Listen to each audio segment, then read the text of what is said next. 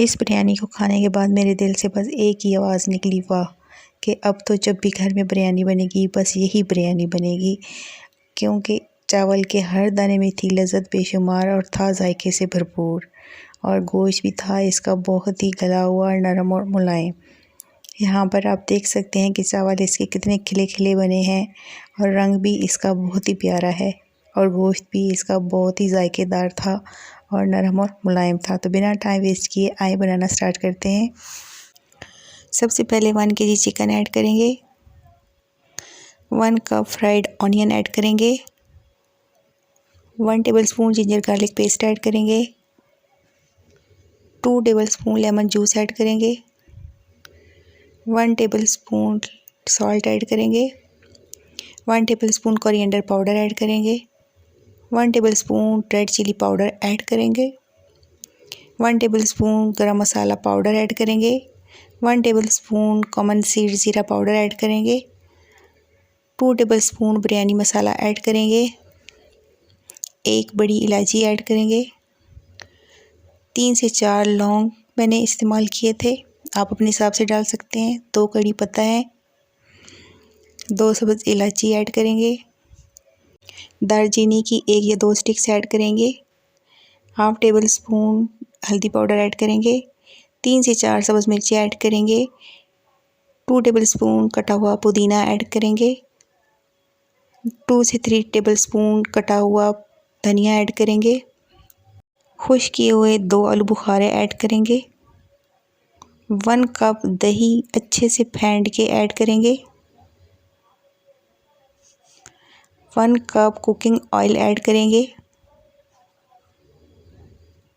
اس کو میں نے اچھے طریقے سے ہاتھ سے مکس کیا تھا، آپ چاہیں تو آپ کسی چمچ کا بھی استعمال کر سکتے ہیں، ہاتھ سے یہ ہے کہ اچھے طریقے سے یہ مکس ہو جائے گا۔ تو یہاں پر آپ دیکھ سکتے ہیں کتنے اچھے طریقے سے یہ مکس ہو چکا ہے۔ اس کے اوپر کور لگا دیں گے اور اس کو 1 گھنٹے کے لیے ریسٹ دیں گے۔ 1 گھنٹے بعد میرینیٹ کیے گئے چکن کو ہم ہلکی آنچ پر 7 سے 8 منٹ کے لیے پکا لیں گے۔ عام طور پر دم بریانی میں چکن کو کوک نہیں کیا جاتا ہے، لیکن میں نے یہاں پر 7 سے 8 منٹ اس کو کوک کیا ہے، اس کے بعد اس میں چاول ایڈ کیے تھے۔ تو یہاں پر دیکھیں 7 سے 8 منٹ بعد یہ بن کر بالکل ریڈی ہو چکا ہے۔ اگر اس طرح سے بریانی بنائیں گے تو مسالے چکن میں رچ بس جائیں گے اور مسالہ بھی ہمارا اچھے سے ریڈی ہو جائے گا۔ یہاں سے ہم نے 2 سے 3 ٹیبل اسپون آئل نکال لینا ہے، جس کا ہم بعد میں استعمال کریں گے۔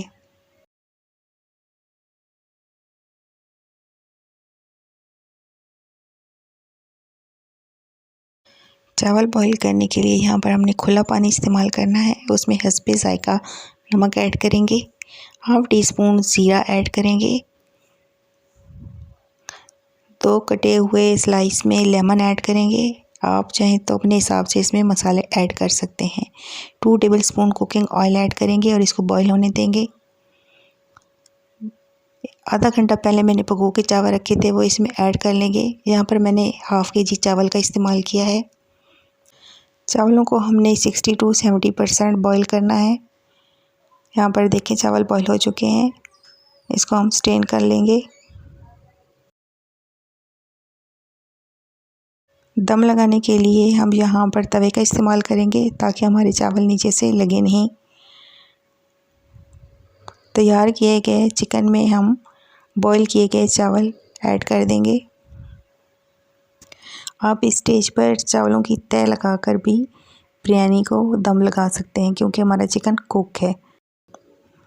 جو ہم نے کوکنگ آئل چکن میں سے نکالا تھا وہ اس کے اوپر ایڈ کر دیں گے۔ فرائیڈ آنین ایڈ کر دیں گے، کم یا زیادہ آپ اپنی مرضی سے استعمال کر سکتے ہیں۔ سلائس میں کٹے ہوئے لیمن ایڈ کر دیں گے، اس سے چاولوں میں بہت اچھی سی خوشبو آئے گی۔ زردے کا رنگ ہے فوڈ کلر، وہ ہم ایڈ کریں گے، آپ چاہیں تو اس کو پانی میں گھول کے بھی استعمال کر سکتے ہیں۔ کور لگائیں گے اور ہلکی آنچ پر بریانی کو 20 منٹ کے لیے دم پر لگا دیں گے۔ یہ دیکھیں ماشاءاللہ سے ہماری بریانی بن کر ریڈی ہے۔ کلر بھی اس کا کتنا خوبصورت سا آیا ہے اور چاول بھی اتنے کھلے کھلے سے بنے ہیں۔ تو جب بھی آپ بریانی کے لیے چاول بوائل کریں تو 60 to 70% ہی بوائل کریں اور چمچ کا استعمال بھی بہت ہی کم کریں۔ تو آئیں اس کو ڈش آؤٹ کر لیتے ہیں۔ یہ دیکھیں ماشاءاللہ سے یہ کتنی پیاری لگ رہی ہے، کھانے میں بھی یہ بہت ہی زیادہ لذیذ تھی۔ چکن کا کلر بھی اس کے اوپر بہت ہی پیارا آیا تھا اور چاول کا دانہ کھلا کھلا بنا تھا اور ذائقے سے بھرپور تھا۔ تو آج کی ویڈیو آپ کو کیسی لگی کمنٹ باکس میں ضرور بتائیے گا۔ چینل پر نہیں ہیں تو سبسکرائب کر دیں اور اسی طرح سے میری ریسپیز کو فالو کرتے رہیں اور مجھے دعاؤں میں یاد رکھیں۔ اللہ حافظ۔